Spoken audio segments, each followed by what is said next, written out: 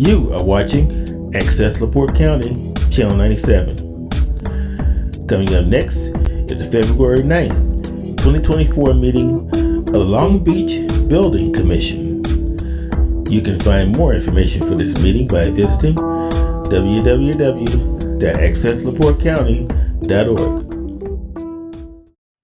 This is the regularly scheduled meeting of the Long Beach Building Commission, February 9th, 2024. We'll call the meeting to order at 1:01.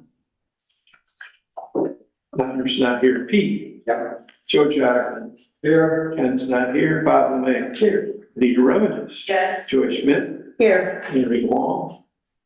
Nothing here. First up is the minutes from the last meeting that are sent out last week. Move to approve. Joy, second. I'll second.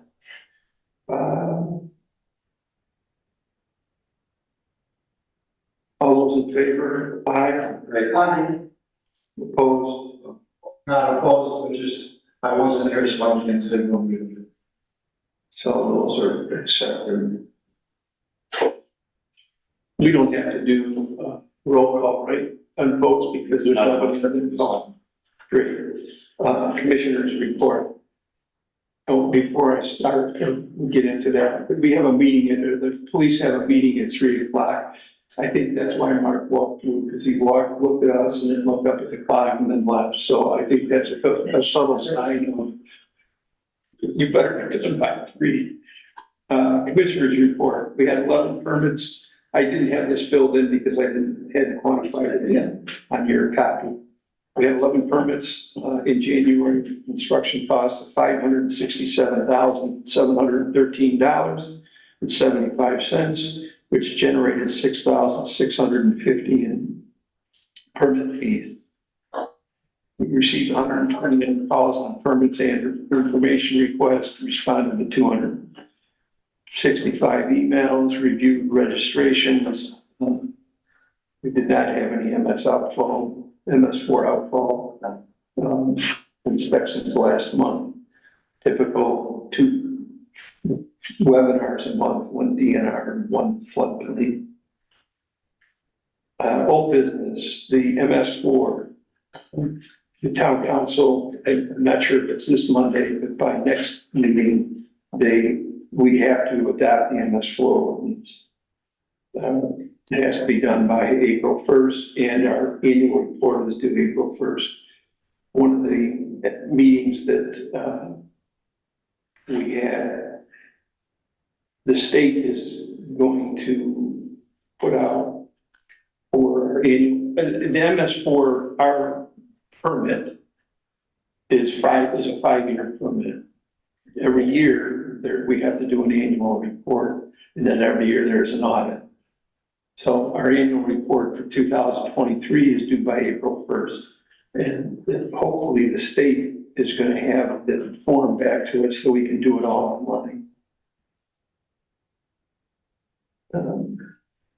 We also, as a requirement of our MS4 permit, we have to have a minimum of 2 public outreach programs annually. Right now, we are working on, I may have mentioned this before, Elkhart County put a very comprehensive best management practices manual together for all the MS4 requirements. Because it was done with public money, I found out that we can use that. So Honors in the process of taking that manual and wherever it has a reference to any town or jurisdiction other than the town of Long Beach, he's changing it. I'll run it by Chris when we're done, and then run it by all of you. And that will be one of the things that would be considered public outreach. We're trying in the process of obtaining some handouts for the July 4th festivities around here, as well as the Halloween, the trunk or treat, and working with the Summer Park program for a water conservation effort. They're fairly simple things to do, but they require you to do them every year. Otherwise, they can, you guys all understand the implications of the MS4 thing. Coastal resiliency groups. Wait, one, Oh, do we, is the town, so MS4 puts some onus on the homes, right, to check their stuff. yes, it does. Okay, so do we need to put ordinances in our, for people that don't follow the rules? Are there penalties? That is because they changed all the rules, or changed the rule, I should say, I forget, it was 2 years ago, maybe, Chris. I don't, was it last year, the first year? When they did that, they are, and there's actually a move afoot amongst some of the people in the state, and particularly the northern half of the state, about that very thing. So the town had 9 public outfalls, or town-owned outfalls. Town inspects those and maintains those, and he keeps great records. That's part of the audit. So everybody that has an individual outfall, or a private outfall, or a private drain, let's call it that. That's what most people are used to hearing. So if you have a private drain, you are responsible to maintain that drain.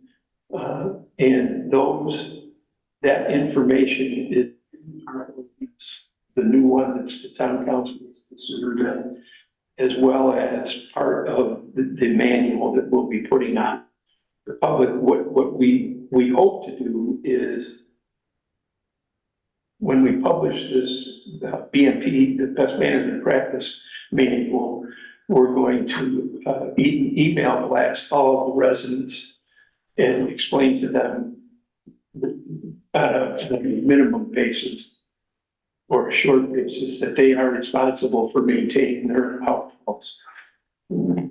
We can help them, but the onus is on the individual.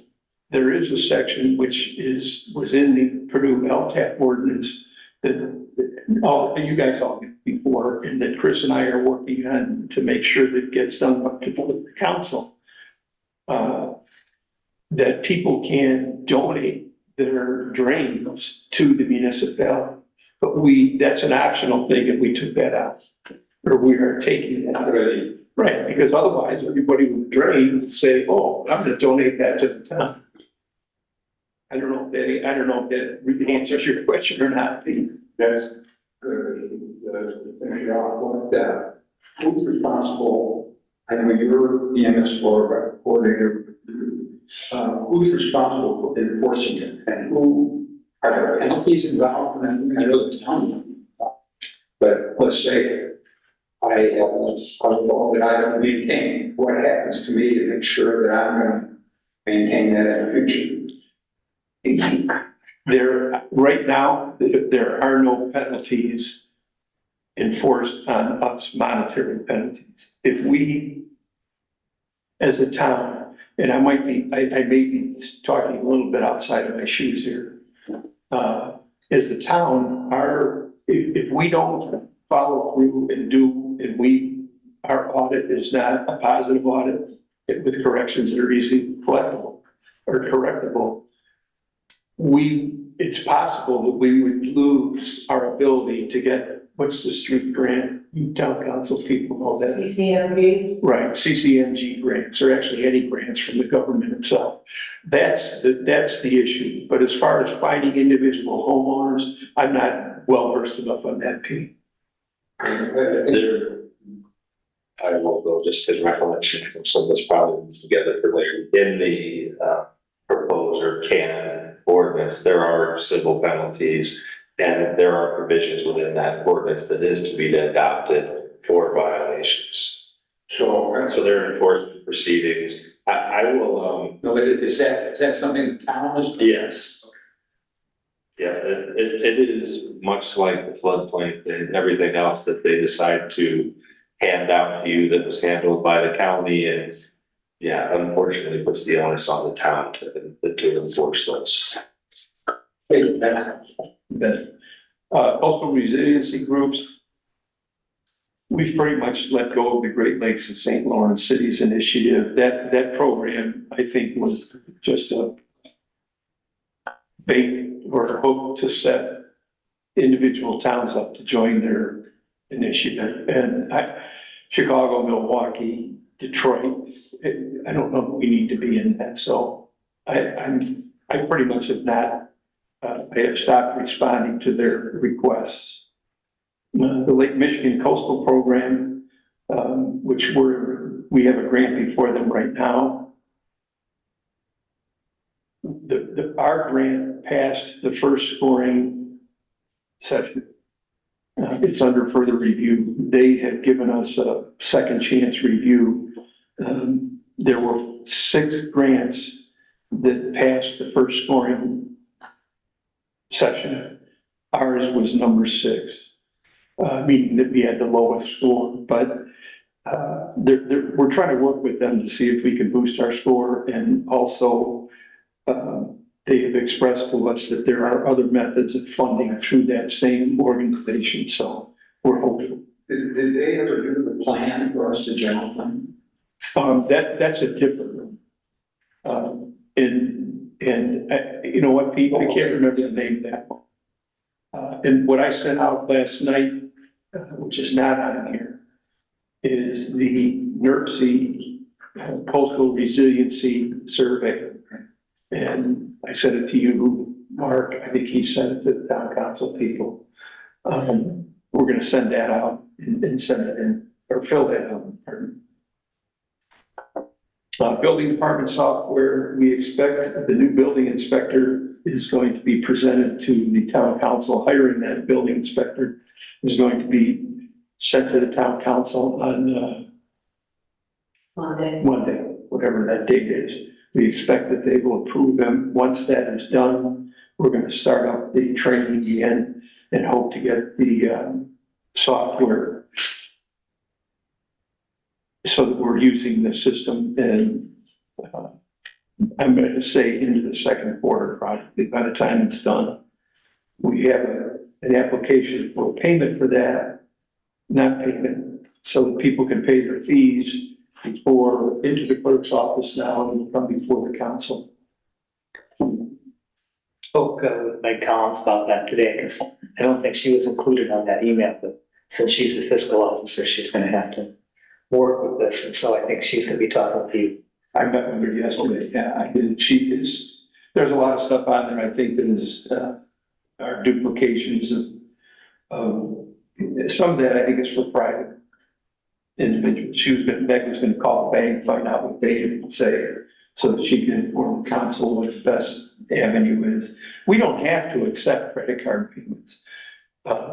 And I doubt that people will pay large fees through the credit cards because they charge 3.5%. But I expect that just because of convenience, that registrations, which are $65, as well as minor permit fees, will be paid by credit card online just because of convenience. Larry, are you done with it? I wanted to ask a question before you got into numbers. Yeah, go ahead. Could I ask a question? Yeah, go ahead. Chris, this is one of your questions. I'm looking at that 1514 Lakeshore Drive, and I looked at the ownership. That's number 10 we're talking about. And I looked at the ownership, and the ownership is by 2 trusts, and they own it 50-50.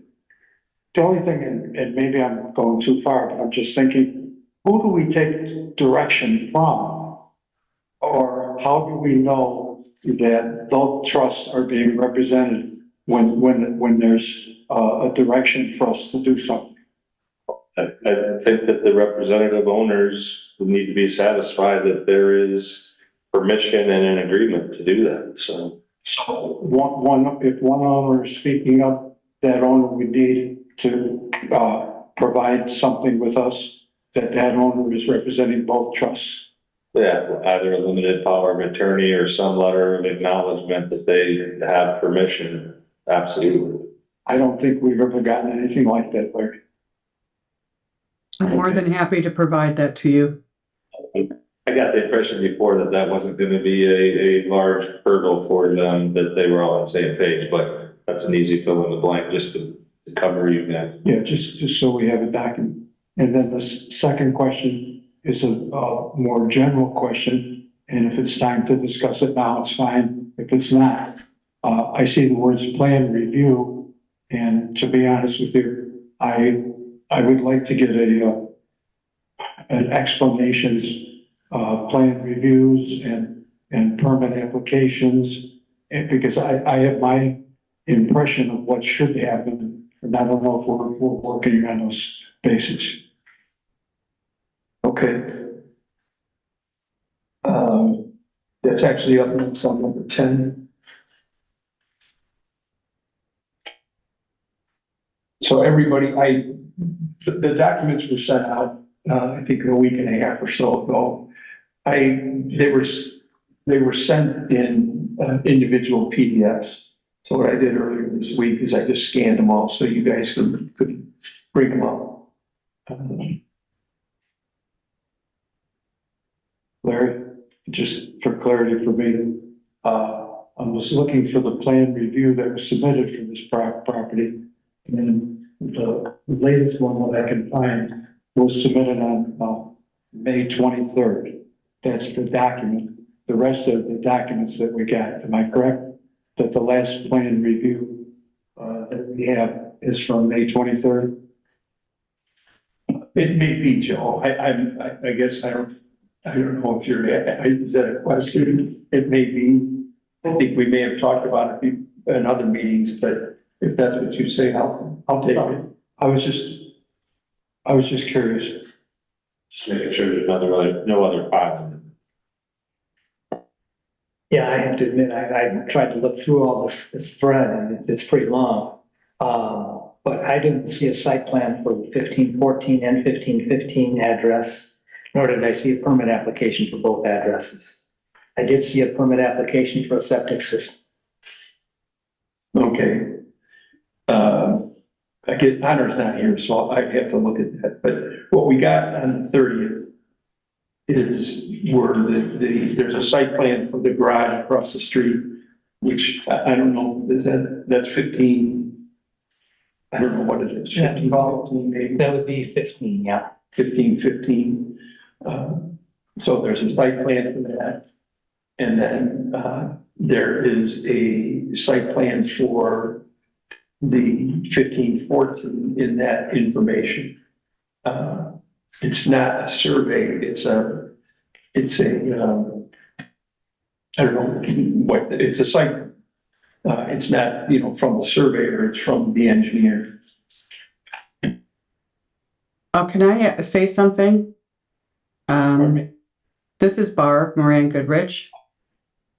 And I did pay $750 in May 1st, 2023, and I have the canceled check from May 30th, 2023 for the basic permits for both these properties. I also, what? For the plan review, right? Yes. Also, the site plan what the engineer did was from the actual survey from Tate. And he reviewed everything with John Saylor. Also, I can provide the trust documents showing that who the trustees are and that we are the ones presenting the plans. Okay, thanks, Mark. You're welcome. Can I ask you a question? I see that if you're referring to check 16911, which was paid on May 3rd for $350, and then on another plan review, there's another $350, but it has the same check number. So it appears to me what I have from plan reviews that you submitted $350, and I don't see the $700, but we could look at that later. I would be happy to forward you cancel check 16911 for $700.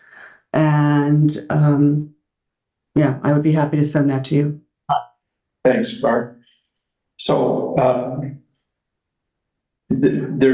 I sent out to everybody the concerns that we had.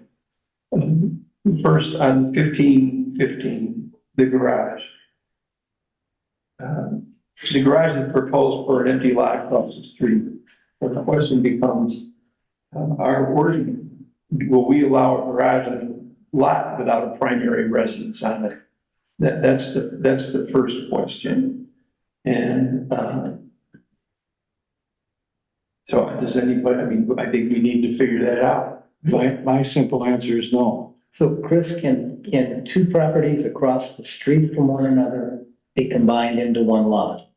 Well, that's an issue they need to take up with the county and how that's gonna be classified by them. And then whether that falls into the definition of the town code, but as I sit here, and this has been kicked around, I know over several months, I agree with Joe. There's nothing that dictates, and you usually don't allow it, different structures, right, without the principal dwelling on there. So, you know, my short answer is no, that you wouldn't allow that without a variance. And we don't allow any construction, we allow principal residence. We've run today, potential drive, and all potential drive, and limited, want that. The garage or shed across the street, where the street that is on. But there's no answers. Okay. Next was the encroachments of these existing structures and the proposed structures on the east setback. So if you look at page, I can bring this up, I suspect. Am I on here, Joy?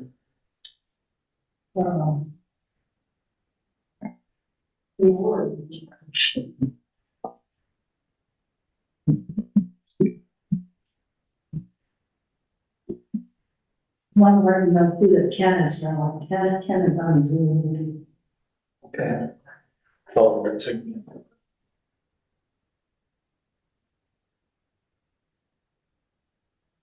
Yeah, even there is a guest, really.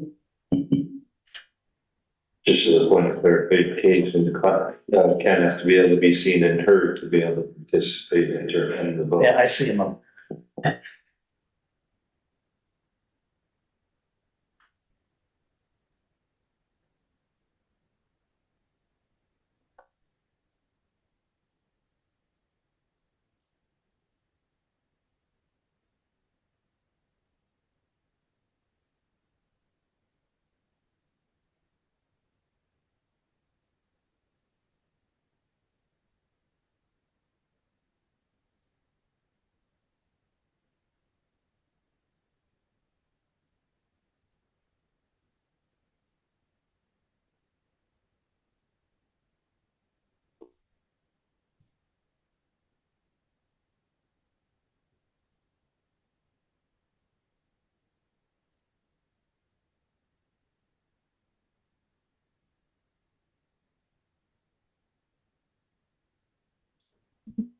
Okay.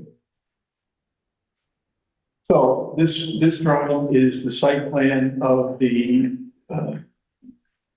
garage on 15, let's call it 1550. I'm not sure what the address is.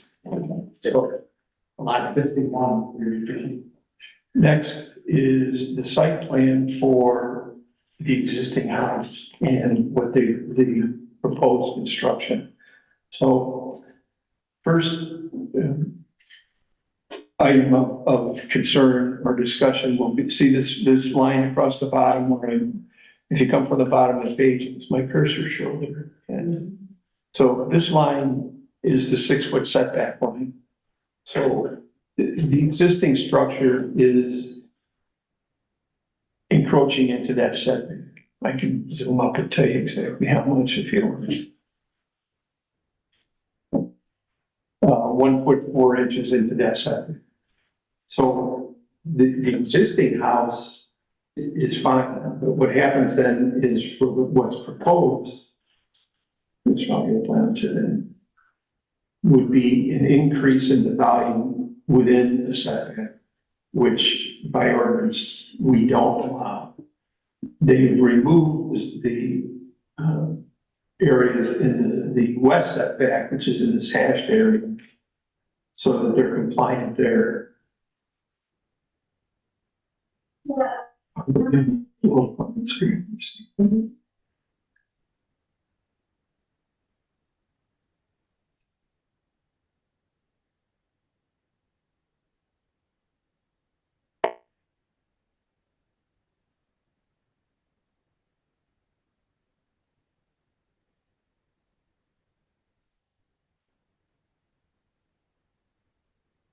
So this is what's proposed over the first floor. This is the new second floor.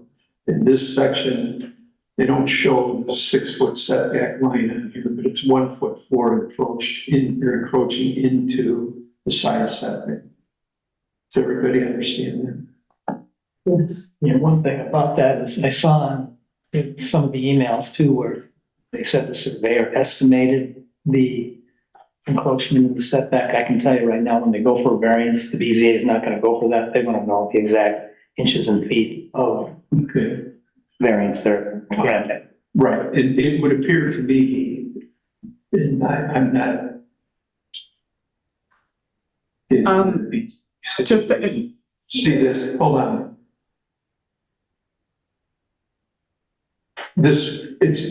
Right now, the building is 4'5" from the property line, so it's 1'4" into the setback. On the south, on the east side, on the west side, the property line shows to here. One of the things that somewhat is not really evident, or you can't tell because this is not the actual survey, is this indication here. See this dot with the arrow to it? That usually is an indication to me that that's the property corner. And this setback line, I don't know if that's what that is. I don't know if that's the property corner. Then they show a 15-foot setback line here, this dashed line here. But I don't know if that's, is this the property corner right here, or is this property corner right here? That's what we talked about with the survey part. And if you have that, it would be good to give that to us. You would like the survey as well? Right. Normally, the site plan, this site plan would be done as an overlay on top of the survey. Okay, I will get, Yeah, right. So that it would be important to do that. okay, I will get that for you. And also, I do want to let you know, John Saylor, the surveyor, stated that the setback is actually 1 foot because their computer system rounded up a half a foot because of the fact that it was 26.5 in measurement of the house, and it brought it to 27, and he can show that in the records. Okay. What he'll need to do is just to make sure that the site survey shows the survey, whoever did the survey, on the survey, which is their certified copy, it will show the distance between the lot line and the house on all four corners, east, west, north, and south. So, well, maybe not the north property line, because that you go way out. But on the south side, at the street. So that's CED. E was the front setback that we talked about, and F was just the point about the survey. So two problems right now. It would, at our level, we can't approve anything that is in the 6-foot setback on the second floor. The first floor, you can do whatever you want, but new construction, an increase in volume in the setback is not allowed. And the other thing is a survey to show where the lot line actually is. I don't know if Jeff Wright has that, and he just didn't put it on the site survey, but the easiest thing to do is to overlay the proposed construction on the site plan, or on the survey. Okay, The other issue is, the area I want here is this is 585, and we is 584. right, 584 is, and I know that's a debatable topic, but 584 is what the Army Corps uses right now for the natural area line. That's the one that counts. And that mark is, what does that say? Does it even say? Yeah, it is. I think that's probably several hundred feet in front of the property. I don't know, Barb, maybe before you send the survey into the town, if you could just send it to me and then you and I, or Jeff and I can go over, just to make sure that we have everything that this group will need. But even if we had the survey, we can't approve the stuff that's in the setback on the second floor. We also need to know what the septic system is. Yeah, they did have a permit for that. Yeah, it was done last year. And that should be on the survey too. The whole area. Okay, anything else? Okay, next up is 2202 Hoagland. A citation was issued and that citation was paid this morning, so that can come on. We did see a question of whether the contractor was cited, but we don't know who the contractor was at this point. So at some point, that will still be done. We just don't know who it was. How do we find that out? I guess you ask the owner?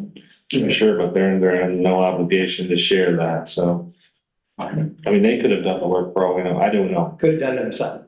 Right, they may have.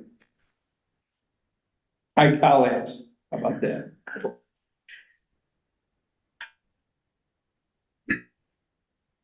But it's accepting that, and I'm asking Chris and making the statement, I think we're done, right? We're not, I mean, cited, the issue is whether they take corrective action and submit an application to have that work. Okay. Next up is 1602 Hidden Hills.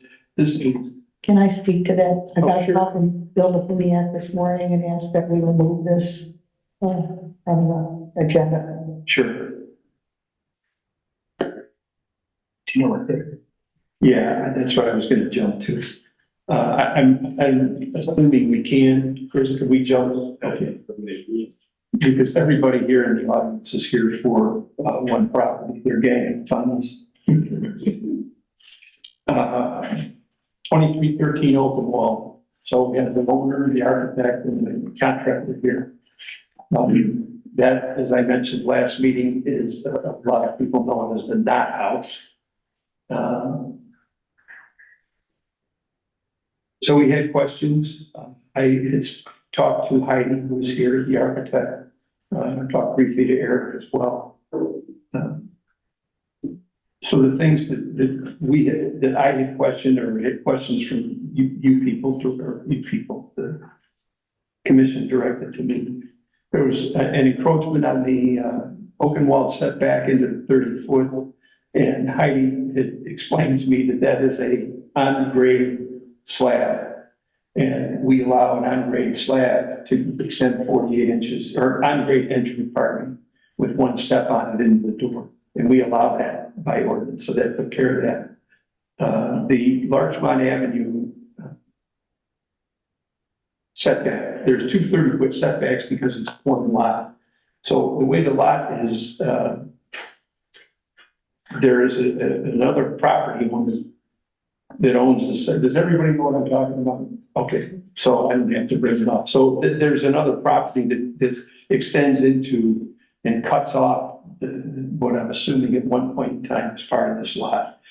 So what that does is it creates, the building is over 50 foot from Larchmont. So the 30-foot setback doesn't enter into it. But it's noted on the drawings, it's a 12-foot setback for the side lot. And that actually, I don't know if because of the way the land is, whatever, it would be, we only have a 10-foot setback can be So but my opinion is that's met because they're over 50 foot from the street. Larry, I'm just confused about that. The 50 foot is for the whole house or the 50 foot is? No. What's the, I Here, hear, you know what, let me just bring it up, that may be the easiest. and can I ask one question while I interrupted? I just want to make sure that what I'm thinking about, this is, what we're reviewing right now is a plan review, am I correct? This is not a permit application, am I correct? No, it's a permit application. And when was that submitted? I didn't see it. I haven't seen a permit application and I haven't seen the money paid. The only thing I've seen here is plan review. Eric and I talked last week, and so that was the last, piece of the pie to do since we've gone through everything. But he's showing me something that came in today, that we have an ordinance, that it has to be in by last Friday.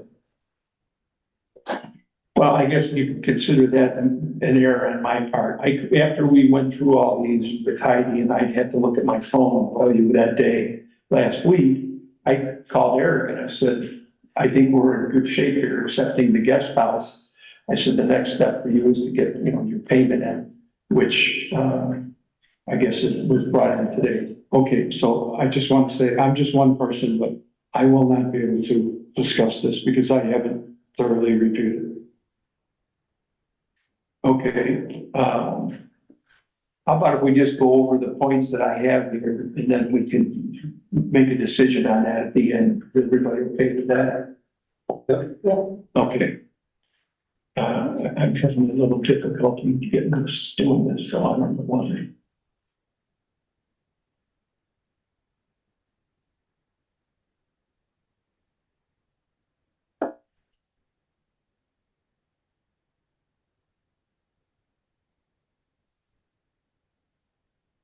Site plan, right? Yeah, I can't find it. Is that mean to the platform? Well, this Larry's looking at, that the 50 feet comes because of that other lot. So the spirit of it, this is one of those that truly falls in as kind of an exception because a 30-foot setback is required on both sides. And everywhere that their lot is exposed to the actual roadway does have 30 feet. It does not have 30 feet from the other property line. So that 50 comes from the street all the way to the setback. And I think Heidi actually has 12 feet, but Larry has indicated that it's 10. So they probably have a little bit more conservative than they need to. So what you're saying though, Chris, is that, so the setback from the next door neighbor is not 30 feet. That's right. Yeah. So it's kind of truncated. So it's 30 feet where it's exposed to the roadway, but really take into account the neighbor's lot that makes it the 50. It doesn't have proper setback between them and the neighbor's lot. If the intention, and I will tell you, just going forward as Larry looked, because we've kicked this around quite a bit, is what is the spirit of this? An interpretation in my business, usually you don't interpret a law, an ordinance, et cetera, that's something that would make it absurd. This is one of those that's kind of a gray, unique area because it couldn't likely have been when this was drafted that you contemplate a lot like this where you make them have an additional 30 feet. So yes, by the letter of it, they don't have the 30 feet. By the spirit of it, my opinion if asked is that they comply and that the spirit of what the intention is, protection from the road, they have overkill in terms of. Thank you. Yeah, I'll zoom this up and see if we're talking. So.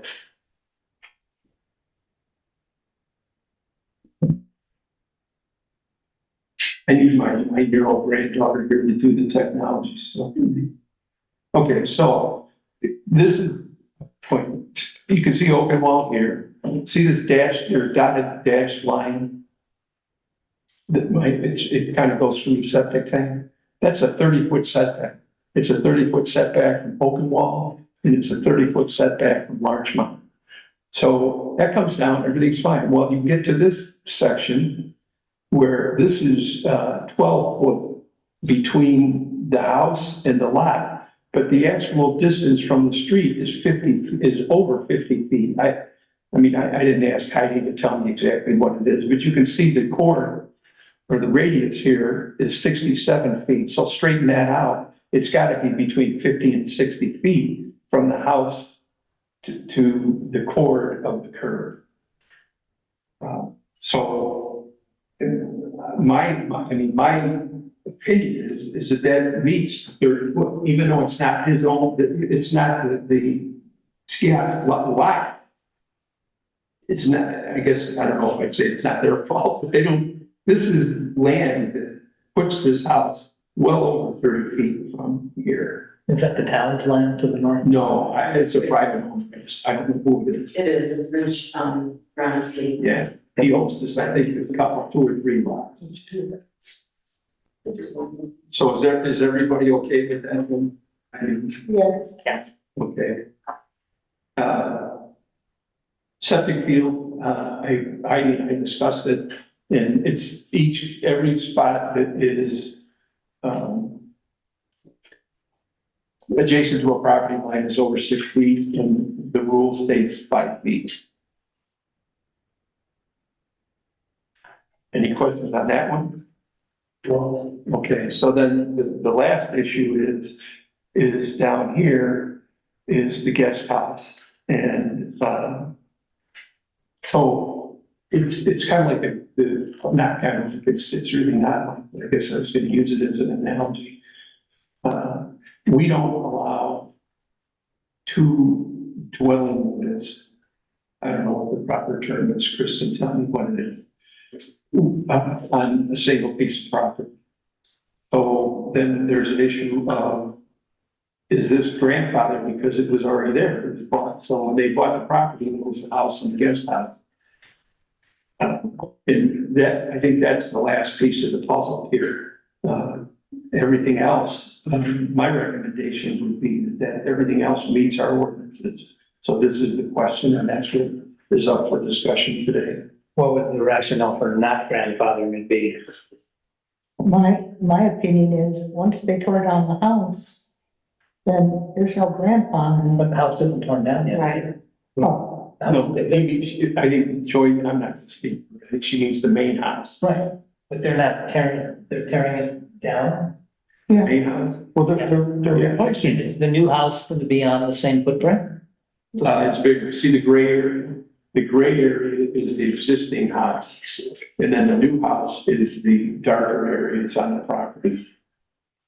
And does it matter if it's been inhabited or habitable? I don't think it is, or I've seen any. The ordinance is such so that basically that it can't be habitable. You can't have 2 over the course of my tenure here.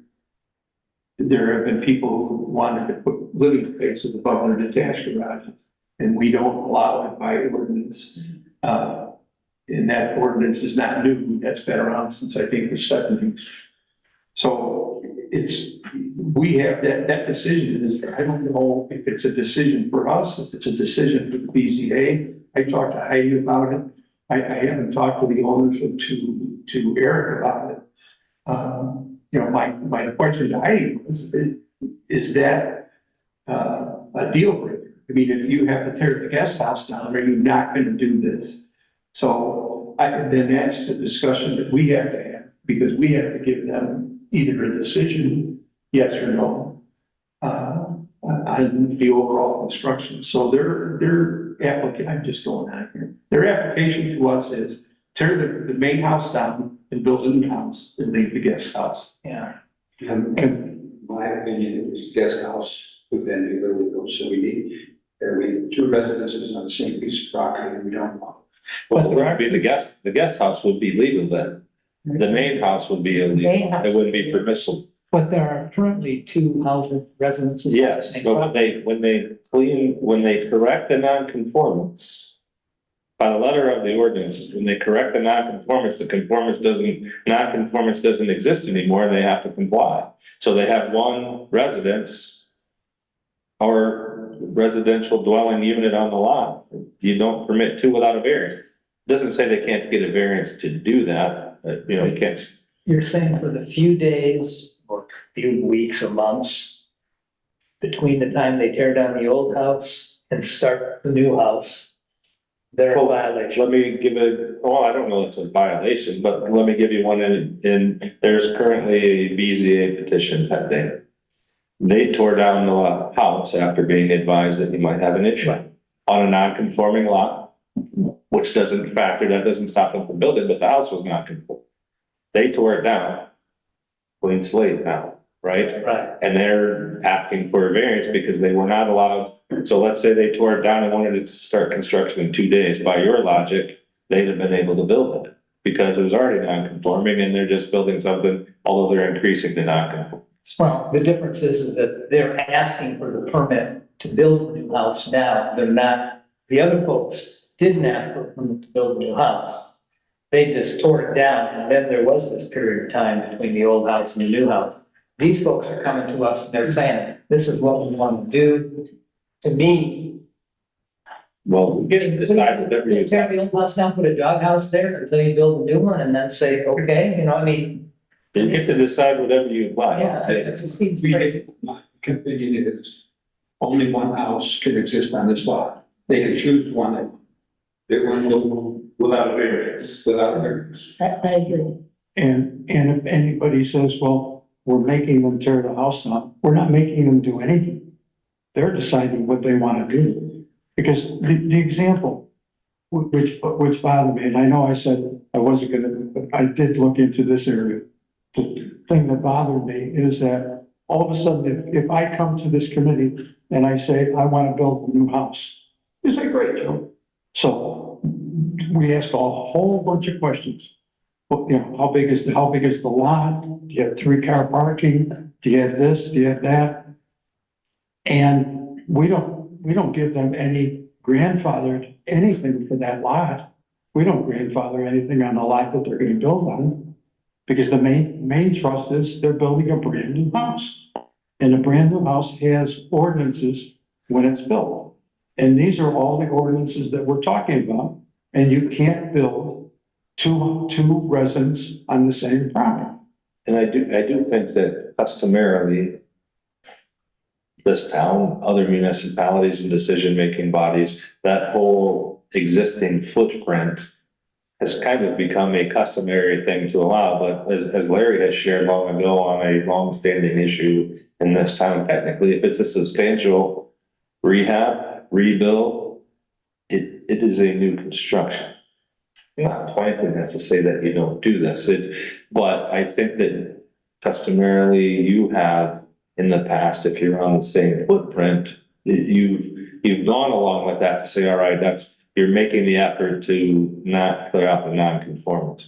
Where it gets to be tougher is when you wipe it out completely. And now if they went for a variance, one of the questions that Doug Wickstrom is going to ask is, what have you done to make sure you're in compliance, to get rid of encroachments inside setbacks, to do all of those things. So again, I'm not saying that you cannot, but decide, and I'm not saying that you can approve this as there's nobody here kicking and screaming today. There's nobody who's speaking against the project. So if you're inclined, you absolutely each can have your opinions as to what it is. But the letter, going back to what the question was posed to me before, is once you get rid of a non-conformance, now you're closer to conforming than not. Well, definitely.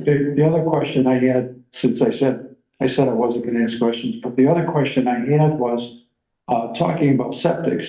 Does that separate house, I didn't see anything about it. Does that separate house have its own septic? Or is it connected somehow to the other septic? Or You know, Joe, does it even? I didn't ask. I don't know. It's connected, the guest house will be connected to the new. I mean, I'm just asking that today. I can imagine, and I don't want to speak definitively, as the county's been required. Eric will tell us. You just have to say to me, Eric Ricky, ELD Construction. That, septic permit application that we've been granted does show the connection from the guest house to the main septic system. Okay. So for LaPorte County, the septic is technically approved. Okay, thanks, Eric. So instead of building a house, could they leave one wall standing and incorporate it into the construction? Well, I guess, and that's always debatable, that in ordinances, in our ordinance in particular, there's a statement about 50%. And that part of our ordinance only pertains to insurance purposes. So, you know, that's really not something that's written, but that's not the issue here. I guess, if you guys will just allow me to say a couple more things and we can try to get this wrapped up. So the intent is to knock the house down and build a new house. And let's take the guest house out of the equation right now. My recommendation, my opinion is they met all of our ordinances. Setbacks, height requirements, coverage areas, septic permit that they have, it's a septic system. So what's the fly in the ointment? The fly in the ointment is the guest house. So obviously, you know, I think we have some difference of opinion here as to whether or not I don't want to do what I don't want to have happen. I mean, I'm talking about me personally. So this is just me, I'm not speaking for the building commission. I don't want it to come back that we did something and now we've circumvented the non-conforming laws or whatever. And I know in years, we've had this same situation come up, not with a complete demo, but we didn't allow a second living space on the property, separate dwelling space or whatever. So what I'm going to suggest that we do, and whether or not it's legal or not, we'd have to get an opinion, I suppose, from Chris, is ask you guys as the owner, if we could issue the permit, there's only, I think we can issue a permit on the main house. The easiest solution is you guys say, well, the guest house isn't that important. I know in talking to Heidi that is important to you guys.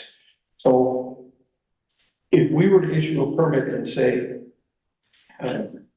and I know Joe doesn't like to have caveats or conditional permits, but it's say, you can build the house, you can tear the house down, but the only way you can keep the guest house is if you get a variance. If you don't get a variance, and again, I'm not saying that this is what we can do. I'm just asking, I guess, okay, well, then you would make that decision. If you don't get a variance, you have to take it down.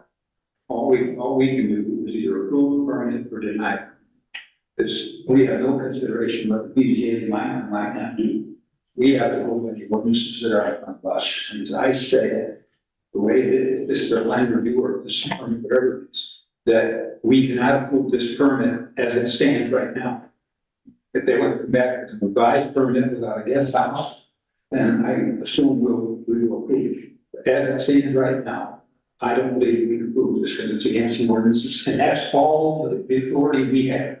No, we have less. I do think that it might be worthwhile, and it is a public meeting, that you could take a straw poll of who's in favor and who's against. You know, let's look at the repercussions.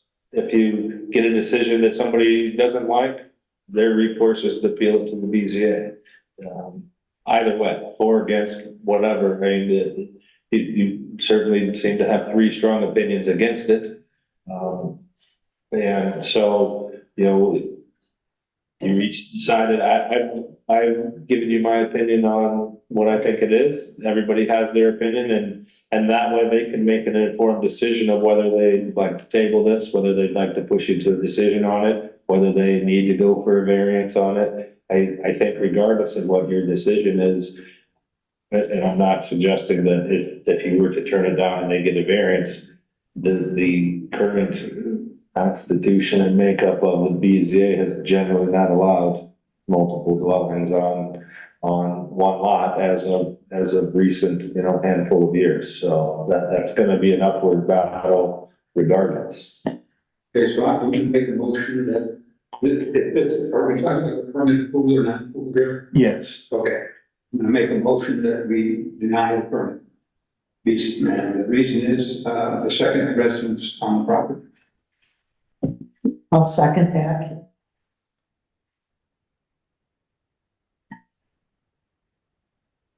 Okay, discussion.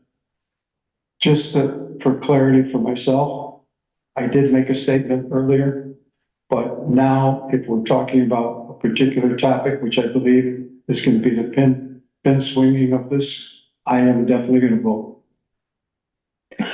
So I guess I'd just like to make the point again. The difference between this and the situation with, I believe, with the Bernickes is that they tore the house down and they didn't have a permit application in to build the new house. To me, it's a matter of timing, and I think that to have this all swing on just this matter of timing, I think there's a difference. Nikki's wanting to do and what these folks want to do. Bob, are you saying that with the Bernicki situation, that you would have approved? No, no. But you're making some. The difference with the Bernickes is they tore the house down and then they asked for the permit. No, They did it wrong. I understand that wrong or right, but it's still asking the same topic. Okay, it doesn't make sense to me. Just want to remind you guys to take a roll call vote. Okay, any, I agree with Pete's motion and Julie's motion. I'm gonna ask, just because I don't know, we're not like the BZA. I mean, if this got denied, they don't have to, there's no waiting period, is there? No, it's really a cost factor. So the issue is, as they hear discussions of giving them the leeway of having further discussion versus them having to pay another fee, you know, as they've been invited to do. And I'm not suggesting that. I just want to make sure that everybody's that you afford them the ability to amend it or further consider, and they ask that you hold off on your decision, that saves them money in the long run, right? Of not having to pay a new application fee and do all those things. So if you guys were to make a decision based on the discussion here. Well, before you vote, That's what I meant. I don't want to vote. I'm asking some Yes. questions for. just making sure. Okay, so I'm not sure that, and this is just me, I'm not sure that I want to deny the permit. I can tell you, I can't approve it with the house on the guest house, okay?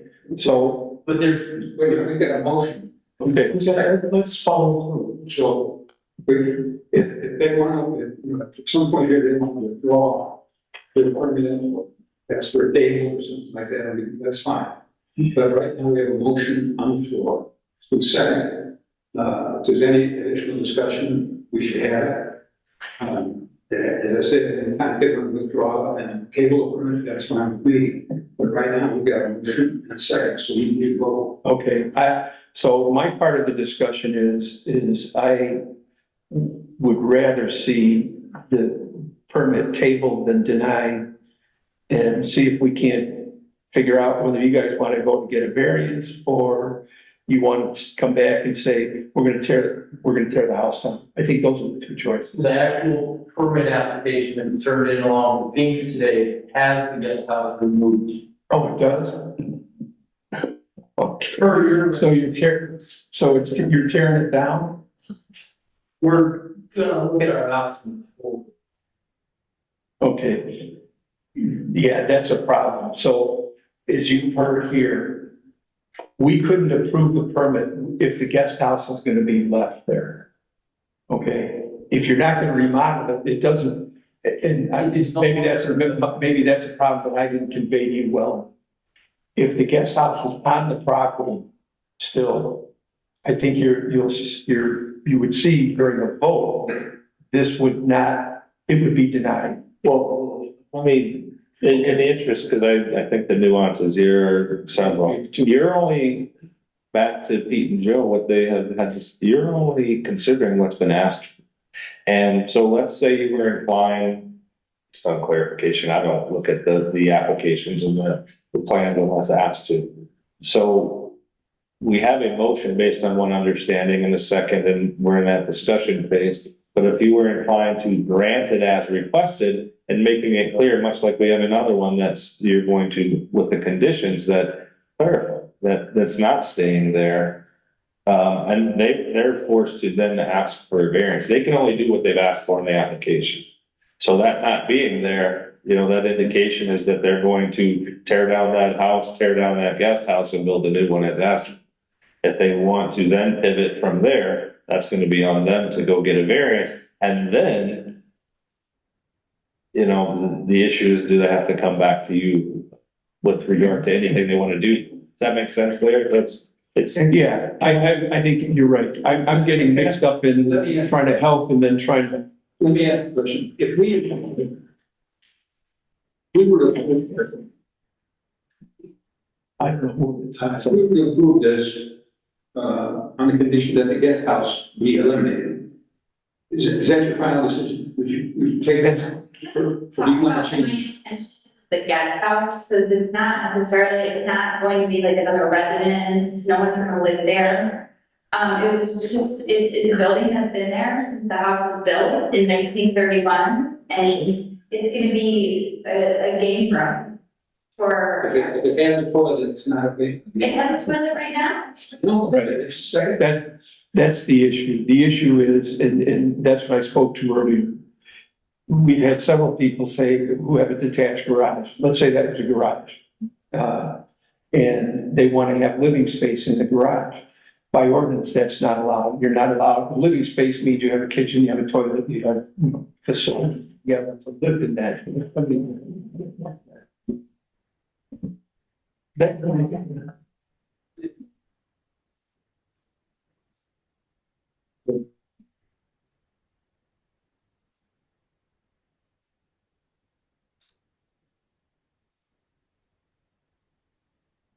Okay, hopefully that'll stop. And so there, I guess, I want to say this, we're a black and white group. So intent is, and let's think ahead, let's say you guys sell the house in 5 years or whatever, there's a living space in that, and we allow 2 separate living spaces to be built or to be on a single lot. We can't do that at our level. The BZA can. The BZA, and I'm not saying that they will, but the BZA, you can go to them. We can't, not break the rules. We can't move the rules either way. We're pretty black and white. So, back to Pete's question, if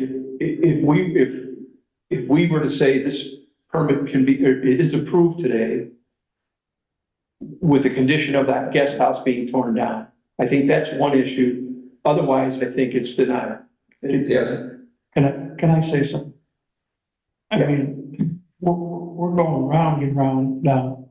I believe that I could say this with all sincerity and truthfulness from what I just heard, that the people here that are up here are voting on something they have not completely seen.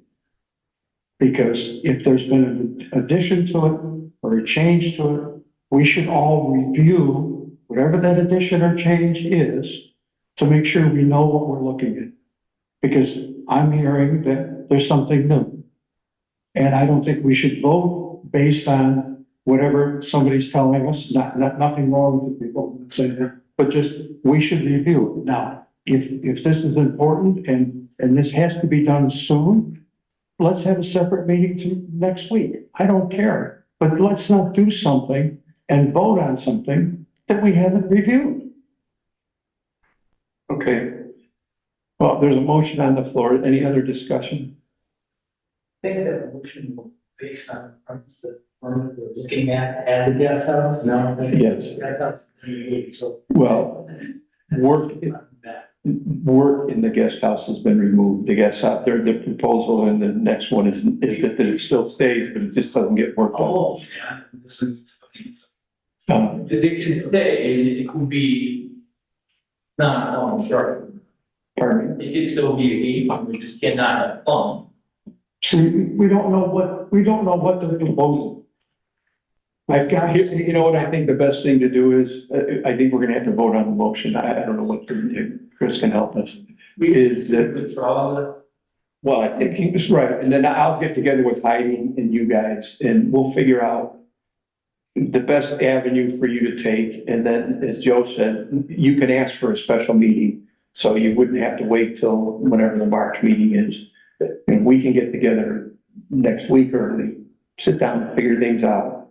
And I can give you my best. I mean, we can't make any decisions outside of a public meeting. And so, well, just for Can clarity, I just ask? Hold on. Chris was. I just want to, have you paid the filing fee? Have you paid the filing fee and submitted? I want to, in all fairness, because they're still discussing, I think what would be appropriate is for them to ask for this matter, if Pete is willing to withdraw his motion in the following second, that they ask this matter be continued. But can That's, I finish, Larry? Okay, well, I'm sorry, I didn't hear you. that's what we, Okay, Joe, the only thing I would ask, with whatever the proper procedures are, to make sure that we do have a permit application in front of us and that it's paid and it's according to all of our ordinances. That's all, we'll make all I ask, so that wouldn't be a problem. We'll make sure of that.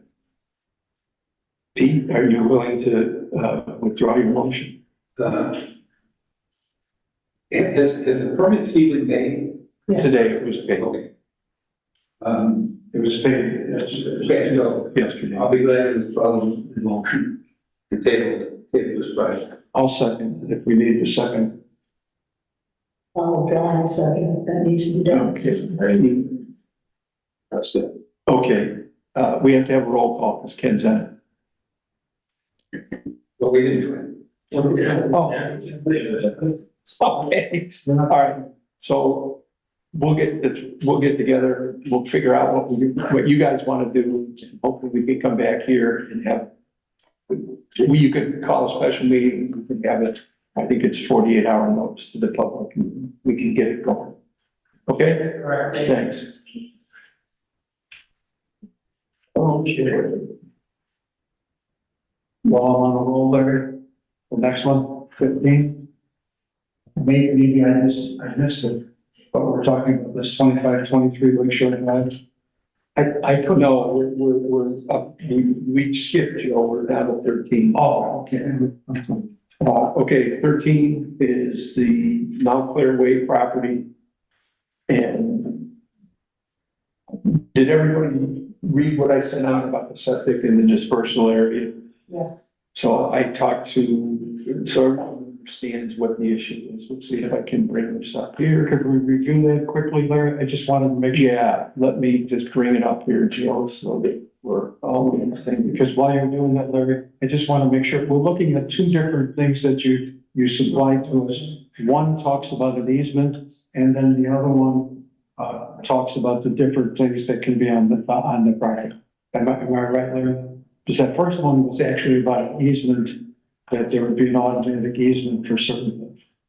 For lots platted after 2011. Yeah, whatever. Yes. That's what that one was. It was about easement. Yes. And the other one now is about different. What leads to the necessity for the dispersal area? So the different criteria. Because, can I talk about this in that, Larry, or no? Yeah. Because the thing that gets me, and maybe I'm not reading it correctly, but it looks like there's kind of a conflict. If we're saying that we as a town have to provide an easement and automatically, now let me just finish and then we can answer. So that would be, okay, that's number one. But then if we're giving an easement to something that's in the right of way, and the other thing that Larry provided, it shows about cars and everything else and parking. And if it's the right of way, anything can happen in that area.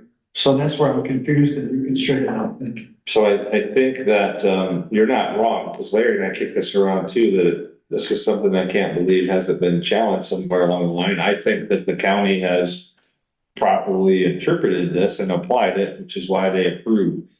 I believe, based on what Larry and I have discussed, the actual requirements, the ability to say no with an easement is lots that were platted after 2011. So you're right, as you were saying it, we're thinking same way, I was just coming a different way, that it does force an easement on that. Now, as I got educated on this in discussions with Larry, it ultimately is a nothing. There's no structures, there's nothing going. It's kind of a reservation, for lack of a better description.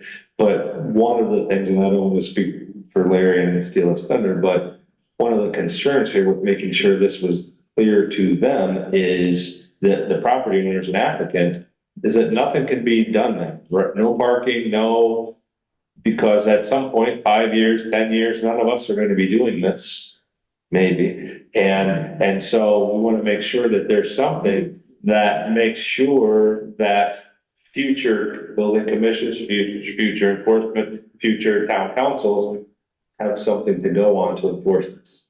Okay, my question for that is, all of a sudden, we're talking about things that happened in the town, and we've talked about, water supply, and we talk about storage, and we talk about everything else, and we talk about our right of way, which this easement might give away our right of way, and all of a sudden, if we do have a sewer project, or if we do have something else to go through this right of way, there's a conflict. I can't see how we could, as a town, give up that easement.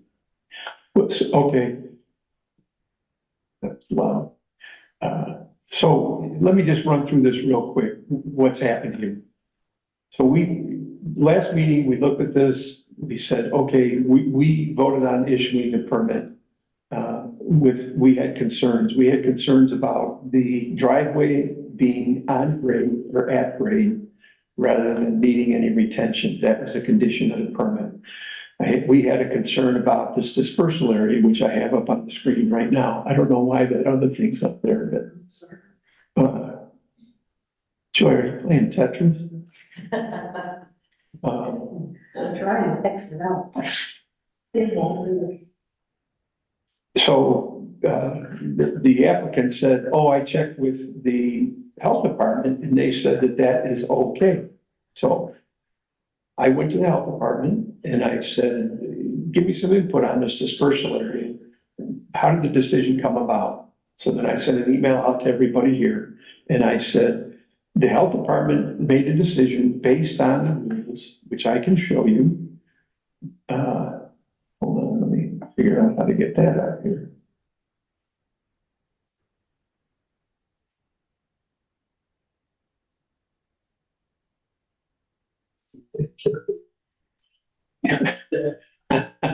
No, yeah, I know you did. I thought you had that in memory, Bob.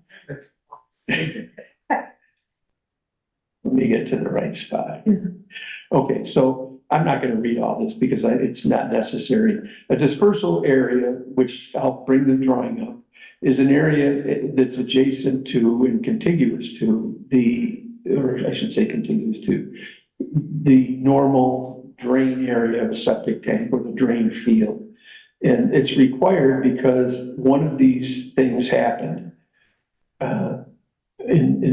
right here. One of those things happened. So that dispersal field, once it's done, it has to abide. This is what concerned me the most, and which Chris and I talked about, is that. And I asked Julie, and Julie is at the health department, and she said, I made the decision to allow this to be on property outside of their ownership because the lot was platted before January 1st of 2011. That was the reasoning behind the health department issuing the permit. So the next thing that comes up is that's in the town right of way. So Joe, I mean, that speaks to yours, but I don't know that was as much of a concern of mine, and I'm not saying that it shouldn't be. What is more concerning to me is what I sent to you guys, which I suppose I can pull that up too.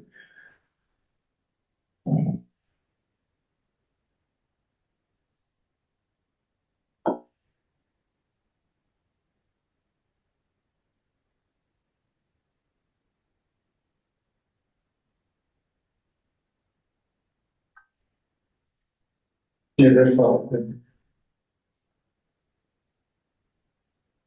While you're doing it, there's first a quick question. Yeah.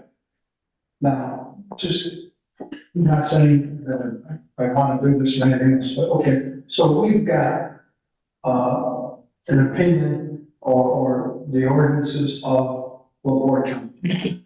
That's a state regulation. Whatever it is. Okay, now, but because it's our property, can we supersede that decision because it's our property? And all of a sudden now, we're, like I said, hypothetically, we might need that property.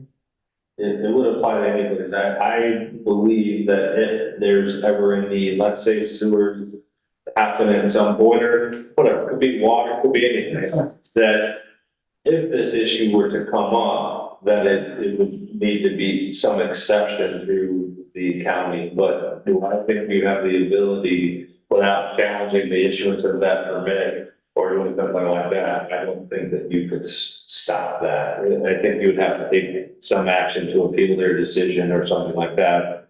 And the timing may be done. And then as Larry's looking there, part of the thought process is your current code says they're required to have an approved septic system, and they do. And so any issues that might be had would be for the council, for instance, to take that up.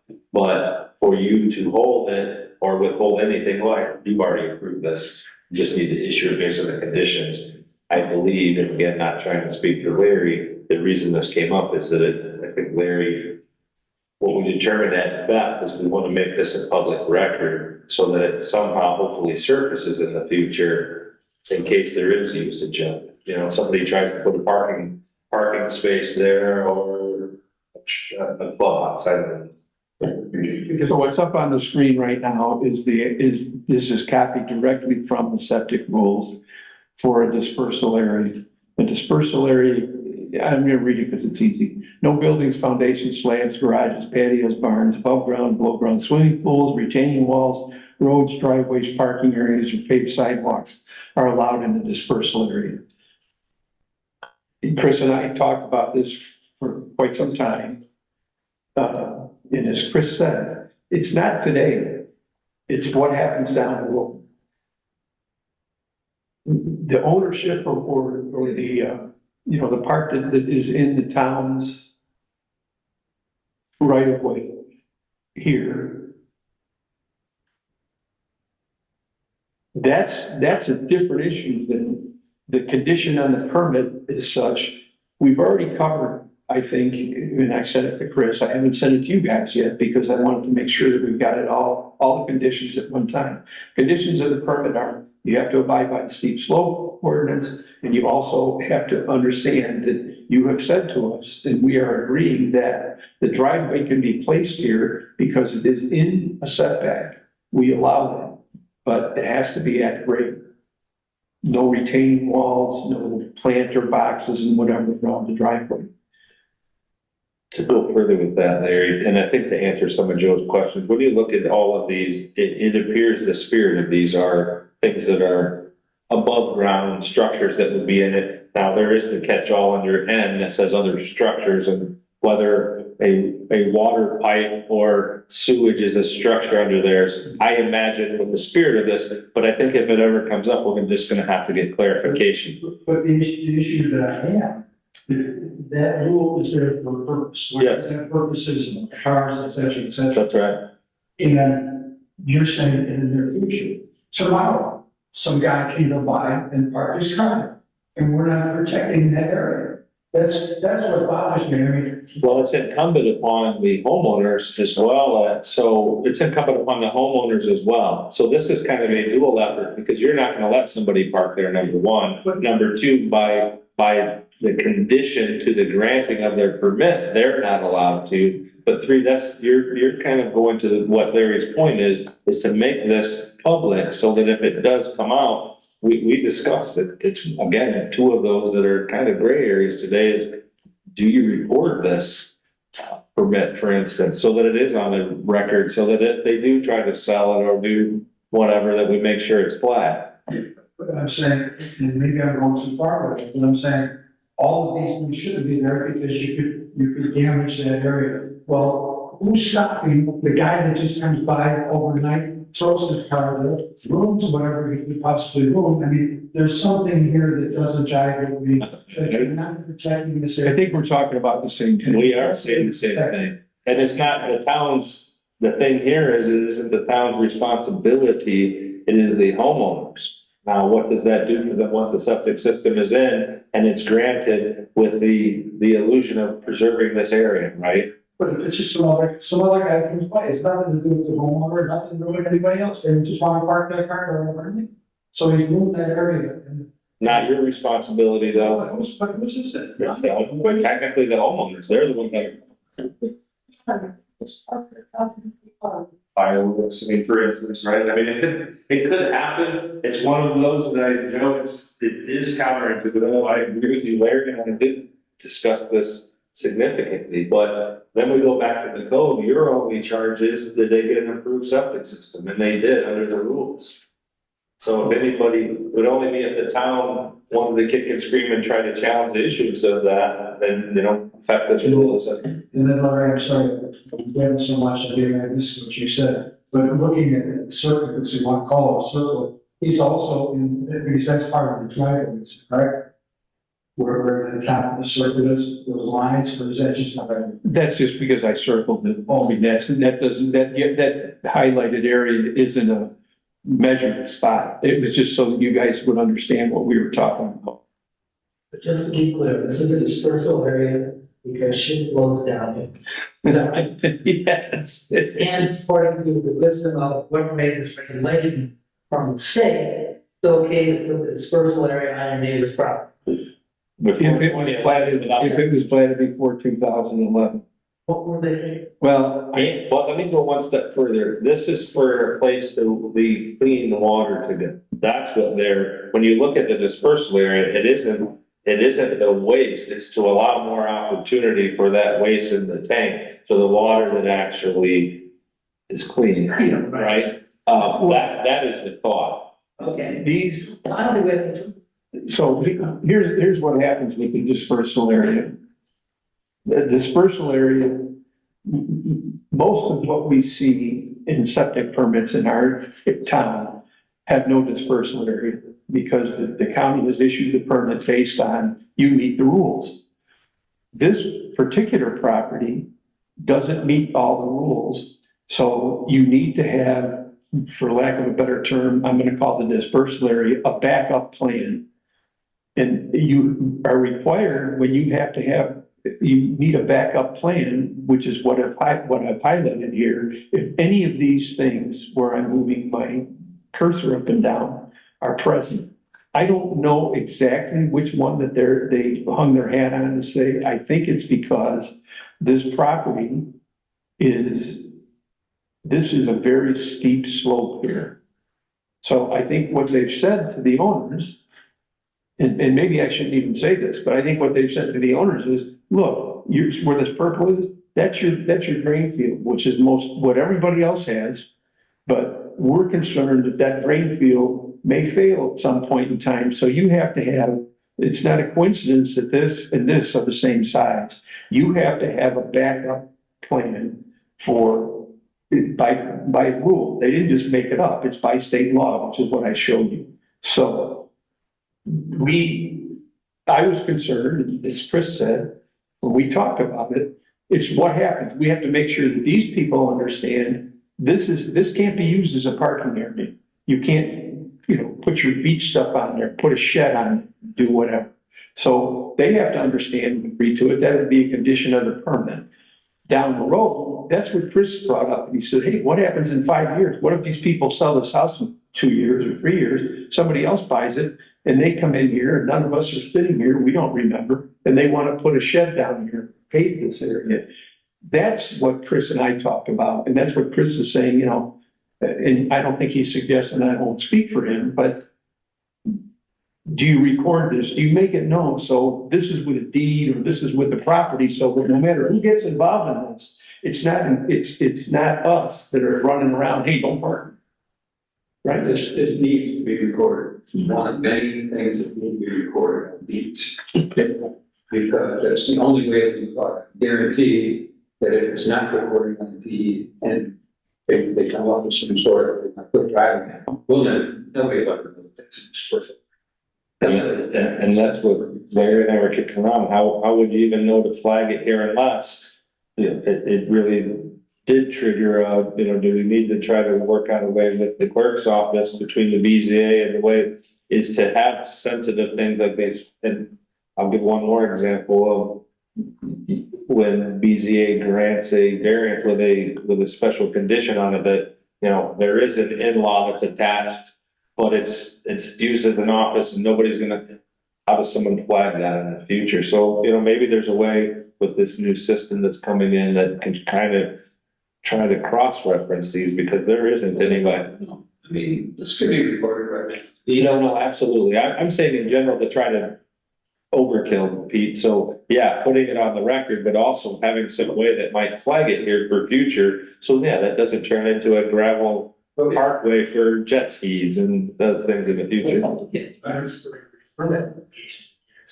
but most people don't have this. Most people don't have a spot. And I don't know, Pete, did you go by the property after we? Yeah, it's a very difficult property to build. And I want to make sure as the representative of the town and the building commission that everything is done properly so that we don't have a problem. If the house changes hands in 2 years and somebody comes in and says, why didn't you guys even issue a permit for this house? This, and this are wrong. So I think if we protect ourselves, which we said with conditions. And it'll put it on the public record for, yeah, future purchasers, those kinds of things. So if the survey, if we got this recorded with the county on the deed, and then somebody got a survey on this property, and they goes out on a survey, will he see it? I don't know, that's a question. So don't know what their process is unfolding it, but that's why I think to counteract that, coming up with some kind of, even if this is patient zero, is this the first one that we have a checkpoint system here, a file that, let's make sure this application that came in is in this address is in this file, so that we have a way to keep track of them in the future. Larry, another, one other question, then Larry, I got another question. Yeah. What's in that rectangle that you have, that's part of it's in the circle with the writings? What is that? Is that a rectangle that's drawn, or you get writing in that yellow circle? What is that? This I hashed area, I can't see, yeah, right in there. that's the dispersal area. Yeah, I know, that's the first one. Oh, see where that X is? See that X right here where I move in my, But it doesn't, I can't, that says EX, which means existing. So the existing elevation of that, where that X is 612.46 feet above sea level. The proposed elevation when they're done with this setting this dispersal field is 611 feet above sea level. So it's 612 now, it's 611, it's counterintuitive actually. So 612 is here, they're saying, what they're saying is you have to be 1.46 feet lower with this corner of that area to allow that to be called a dispersal field. And it's the same thing here. So this whole flat area has to be, see where it says 611 down here? Right there. The existing is 612.6. It has to be at 611 with their fill sand. just another question, I just want to make sure I get confused with the different properties. On top of your circle, that's a driveway, correct? Yes. Okay, now, is this the property that we're talking about that also you want to have a note saying that it's going to be awful tough to keep that wall back from the driveway when they build the concrete, or was that a different property? You know what I'm talking about? The conditions, he's speaking of the condition you. Oh, right, the last, yeah, right, yes, it's the same property. The condition is that this driveway has to be on grade. It can't, they're not gonna be able to put retaining walls up because they would need a variance to do that, because it's in the setback. And Joe brought it full circle in that you're just looking to add this third condition.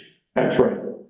Just in case they do put in drop a wall or anything else, right away, it's not allowed. No, they can't put a wall in, and we told them that at the last meeting, that would require a variance. Can't really remember these things. I'm just There, just to make sure that we're my recollection is you and I discussed, you're going to approve the permit was subject to those conditions and you wanted to write those. I think the proper motion will be to reconsider that approval to add this third condition and then issue it. Okay, That was really the whole point of the whole. so, And it's 2:30. Yes. all right. Do we have a second? Joy? Or you do a Roll call. roll call there. Pete? Yeah. Joe? Yes. I don't see Ken. Ken, are you out there? We'll do it anyways and see if we're. Okay, Bob Lemay? Yes. Anita? Yes. Joy? Yes. Larry? Yes. Okay. God bless you. All right. 2523 Lakeshore Drive. That is a remove and replace, the actual wall and the parking area are just overgrown. It was similar to the one at 1801 Lakeshore Drive. The question I had earlier was, do we have a permit application? I didn't find it. Yeah, we do. You got one, Joe? Yes, it came on January 16th. Oh, okay, so I'll look for that next one. All right, that's for 2523. Yeah. Yes. Okay. Joey, then we'll make a copy one. So my recommendation would be, I mean, it meets all our codes, it's a remove and replace. The only difference in the direct remove and replace is that the existing sidewalk is only 30 inches wide. And when they're taking out, putting in to meet code, which I told them, you need to meet code, the sidewalk has to be 40 inches wide. The only thing I'm just looking at, and I don't know if everybody probably looking at it, it talks about a percentage of 43.6. It may be, I don't have it in front of me. And that's not increasing. No, it's a remove and replace. They're not, everything that you're doing is removing. That picture that you got right there, I'm not gonna put this up because I don't have it. See these steps? See these steps on the picture of this? They're taking those out and they're replacing them up here. You can see the stone that comes around here. And then, well, you may not, you can see it here. There's a couple of them here. This stone parking area comes all the way around to the mailbox. This is gravel. It's just overgrown over the years. So they're gonna take that out, take the wall out, replace the wall with current material, and then take this walk out. The walk is dilapidated and broken up, but in order to replace the walk, we couldn't give them a permit to replace a walk that didn't meet code. So I told them that your walk has to meet code. So their 43% is what's there now. Okay? So I mean, I don't see any reason why we wouldn't approve this. Making a motion to approve. Joe Jackman, Pete. If he's gone, can we, Yeah, guys, you want to. okay, all those in favor? Aye. Opposed, same sign. 20.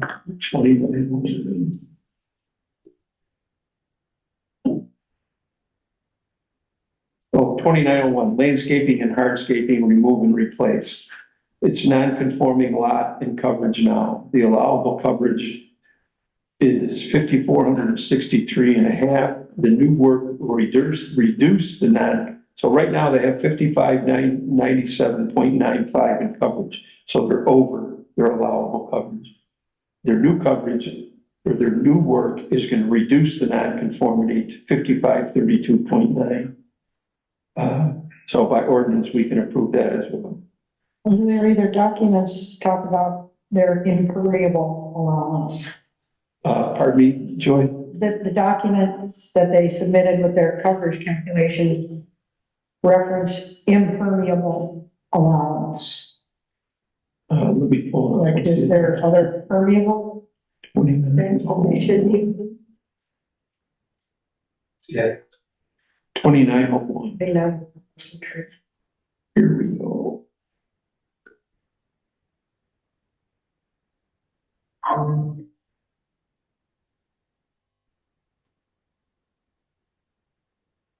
you on this page, Joy? Which one is, what is it? Looking at this You got a different. O2 for coverage calculation, it says existing lot calculations for impermeable allowance. Oh, okay, existing impermeable square foot, 60, I'm sorry, I made a mistake here. Their existing is 6259.1. Unfortunately, they didn't do it by percentage. And then their proposed is 5532. So they're reducing the coverage by, My question is there permeable stuff that they should be okay, considering? now I understand what you're talking about. You know what, Joy, I don't know that. I would have to check. I'd say we could approve this, provided there's no. Impermeable coverage. Okay. Is that a motion, Bob? Yes. I'll second that. Joy, all those in favor, aye. Opposed, same sign. Okay. 2207 open vault. Why is that in? Folks, You had, 2207. Okay, what you said? Yeah. That's. Yes. The only thing that complaint that I had about this, and I don't know, again, I'm being too technical maybe, but like when I look at the permit contract to be determined, I mean, I don't know that we approve of permits that have a to be determined contract. I think we do. I don't know. I mean, you can apply for something for yourself. For yourself, that means you're doing what you need to say. Right? Do that? I don't know. I don't know. It says on your contract. No, I'm saying, if I'm doing this stuff. Right. You know what? I guess I always assumed that you could apply for a permit if you don't have a contractor because you're getting it. I mean, obviously they have to be. So I don't know that it's a requirement under the code, but you can make it subject to them identifying whether they're doing it or. Did we ever get coverage calculations? Because that was the thing I noticed. Well, yes, there's coverage calculations, but not as we normally see them as a percentage. I tell you what, why don't you let me clean this up with the designer and I'll get back with everybody. How about that? Okay. Okay. Beautiful. 1605. 1605. Oh, okay.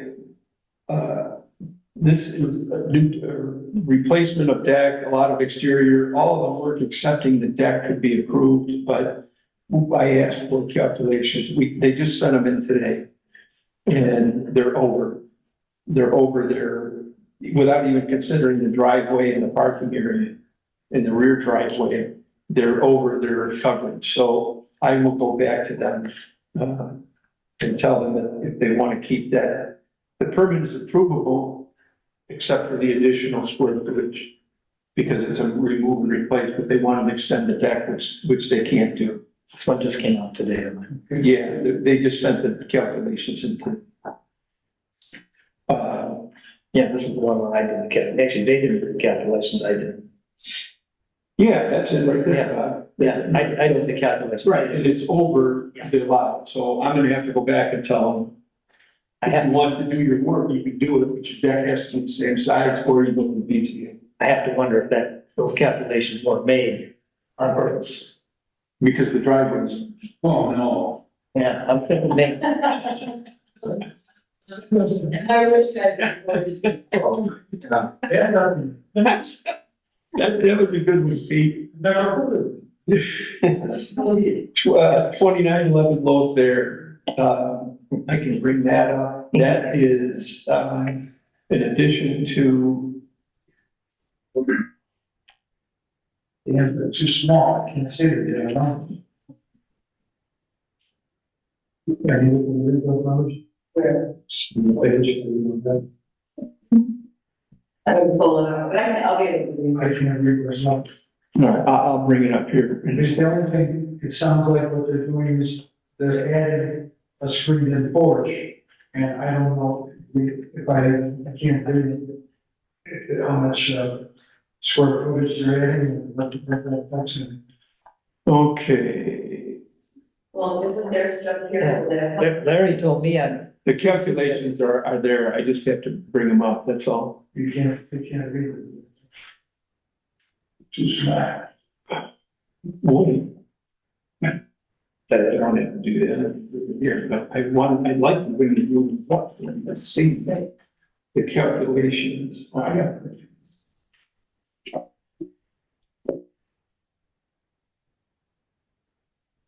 On the site plan. And then.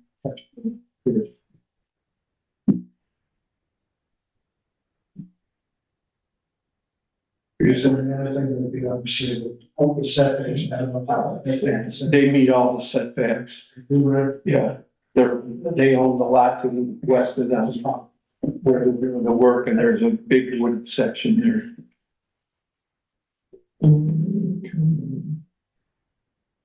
I have the stuff here, but I don't have.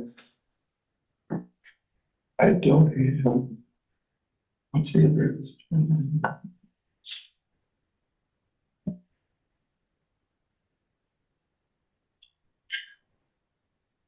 Well, you told me on 2.2 that the garage and porch are replacing the existing coverage. So as long as there's no change in coverage, it's really not an issue. There is a change in coverage, Bob. Oh, there is. Yeah, you can see it on that. He's adding, On the, yeah, they're adding a screened porch. right.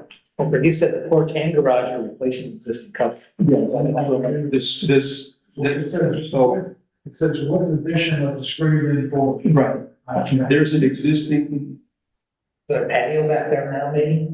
I don't know, to be honest. Rebuild residential house, with addition of screened-in porch on there. On deck. So in other words, On put the deck. porch. Oh, It says on back. okay. No bedrooms or bathrooms. That was just why I just said, for some reason, I can't pull it up on the here.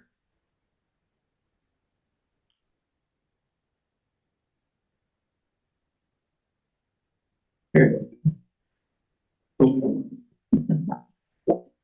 I never used it. Cool. Yeah, I still can't read it. Yeah, All right, you may start the top. sure. Existing house garage. And it's got the total existing was 9,441.8. New work, new total, 9,658.8. Lot size, well, that make a difference. What is the lot? Lot size is, Is that what we call? oh yeah, 30, 30. no, 29,579 square feet. Yeah, they have over, it's a huge lot. Yeah, it's huge. So, yeah, so they're well under. Right, they're 34 some percent. When they first came, the driveway was such that it was over when they first brought the stuff in. So I talked with them and actually met with them and said, you have to be under 35%. So they went back and they changed the driveway configuration so they met the 35%. Steve Austin. Did we go to go better? That would be next. So, Bob? Second? I'll say it. Pete? Any discussion? All those in favor, aye. Aye. Opposed, same sign. last question, go ahead. I just want to be clear, 1514 Lakeshore Drive. Yeah. We're still on plan review. Am I correct? The approval plan review, yes. We did not have a permit application. No, we do not. And then I'm just out of curiosity, I mean, how do we let them have a garage across the street Yeah. We don't, And that's what the discussion today, I mean, I think everybody's in the same opinion that that's not allowed. Besides that, like I said, they have to go to BZA because of all. Right, and that's what the That's what we what want. you just call the review, that's what it's for, it's so that we can tell them, hey, this is what you need, this is what. Figure out. Yeah, it's just like the 2313, when we went, when they came in for a review, which is what they originally sent in, 2313 overall. We came back with, we called, I asked you guys told me what the concerns were, I sent a note out to everybody, they called the architect, we talked about everything and everything's resolved except for the, guest house. So now we know that they're gonna have to make a decision as to what they want. But like I said, the only technical, because I get too much of a pain in the ass, is the transition from planning review to a building permit application. I don't see us doing a smooth transition. Any other commission comments? And ever since Mr. Booker, we can't get things done. He has, he said we can't. Okay, a couple of things, 2326 Oriole, we need that survey, and, layout of all that, saying, right? Yeah, I'll call them again to, not today.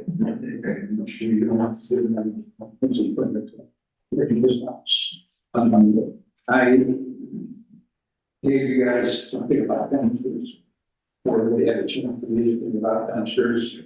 So, like a plague, and once they're there, they can seem to go away. The one that was on Chestnut for 16 months, the one across from me, now there's a new one, smaller. That's across from me, that's been there over the year. And, The one next to Elvis, or is it? Yes. More general. What people are coming in and on their side, the contractors, or maybe it's the same contractor. The last thing, so can we forward that to the council with somebody? Typically go to the, agency. Well, it depends on what you want, I haven't seen it. No, it has to do with gun. No, I understand, I don't know if there's anything on the books, it's similar, it only needs to go to the ABC if we're changing something zone. If it's, Enforcement issue. a permit fee or something like that, we might be able to touch it somewhere else. Okay, so let you guys decide where to send it. We just think we need to decide about it. Sport, and then we could talk about it, see if the council wants to initiate something with the ABC, since that's technically the power. Okay, you want me to send you a copy? Sure. Yeah, and then I'll. Then the last thing is, I just envisioned that the captain's walk right away, it's gone. Yes, Okay, I mean, that's what I call it. that property is gonna be a source of problems in the future. The size of it is I objected to in the first place. It's like yellow bear. Yeah, in yellow here, there's the captain's walk is the street. Okay. Okay, so, I think at a minimum, we need to do something about, auxiliary. There's some instructions in there about it. It's what, 22 acres or something like that? 9. 9 acres, close. Okay, 9 acres, and, our ordinance says you can have a secondary shed, which equals 1% of the lot size. That would mean a 3,000 square foot shed.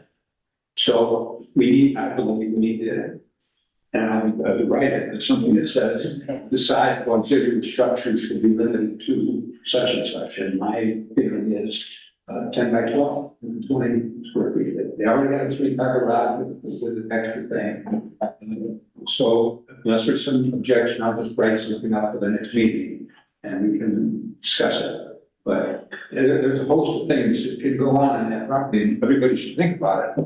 Technically, there could be a little people in there on that property. It could be an ending, which is large. So, And we have no ordinance that was that. so I have a question, Yeah. because I know recollection wise, do they already have a permit that's approved to build their home? Yeah. Yes. So what you're drafting doesn't apply to what they're doing now. Right. It applies to future. I'm with you. I just want to make sure we're all. Right, and I understand completely what he's talking about, that with their property, 9 acres, they can be allowed to build a 3,900 square foot shed. Bigger house. But But that's what all the concerns that we sent, which is why we sent it to the APC, because things like that are extraordinary to the point where it's the secondary situations that create problems. Which reminds me, I sent a subsequent follow-up to their attorney about the engineering piece, so I don't know, I wanted to follow up and see. Reminds me to see if anything's been paid, because if not, the town council, we'll just have to remind the town council that you made into send a more formal letter. And briefly on Pete's dumpster conversation, I called the contractor and the owner on that particular property. I know what's going on, and I'm sure you guys all know. So, and what happened is the guy started the job, he didn't finish it, the owners are absentee owners. They had some personal issues, which meant they were they had to come up here and a or over here. When I spoke to the owner, she said, I don't know what's been done. So I called the contractor back and I said, you cannot have a dumpster there just because you're using it. And that's what he's doing. He's taking from other jobs and he's dumping it somewhere. Well, I mean, nobody wants that. So I think we do need to have something. First, we'll review that and we'll see what we And the other issue is, the permits for that and knocking down, some, well, when I look inside that building, there's all sorts of big boxes for what I consider to be cabins and stuff. All right, I'll check with that. I mean, it could be, if the guy knows that the owners aren't there, he could be using it as a storage, so that's, there's a lot of. Any other? Commission care I comments, think people are leaving. public comments being done, Joyce, Joy? Okay, second, Pete, all those in favor? Thanks, and Mark, we got out.